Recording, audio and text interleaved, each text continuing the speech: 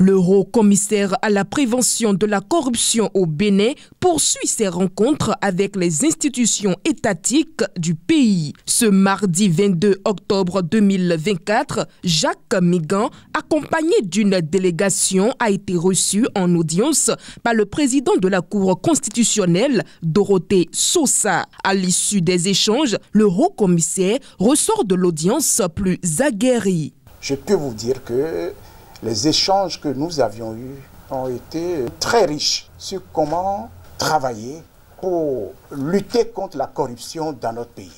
Il nous a prodigué de sages conseils et nous a dit qu'il est prêt à accompagner le Haut Commissariat que nous avons l'honneur de diriger.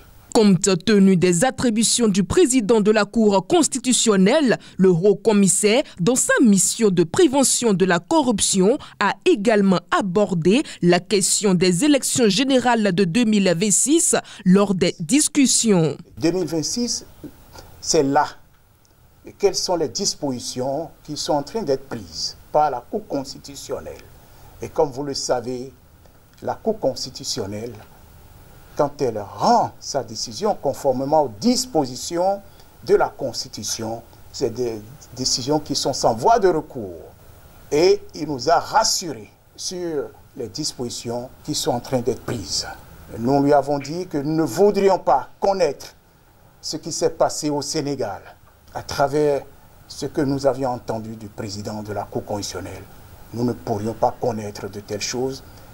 Il nous a rassurés que les élections se passeront en paix. Le Haut Commissariat à la prévention de la corruption au Bénin prévoit de mener dès le mois de novembre des actions s'inscrivant dans le cadre de la prévention de la corruption au Bénin. La première activité du HCPC débutera par une sortie médiatique à l'ENA et à l'ENEAM. Pourquoi? Parce que nous estimons qu'à l'ENA sortiront dans quelques années ceux-là qui sont appelés à rentrer dans l'administration béninoise. À l'ENEAM, nous aurons des techniciens qui peuvent à la fois servir dans le secteur public comme dans le secteur privé. Donc, pour notre première sortie médiatique, il était concevable, louable, d'aller dans ces établissements. En dehors de cela, le HCPC aura des événements au mois de décembre, les 7, les 8 et 9. Le 8, journée nationale, le 8, contre la corruption au Bénin, et le 9, la journée internationale. Nous avons décidé, afin de faire comme les Vaudondaises, de baptiser ces 3 jours Benis Anti-Corruption Days.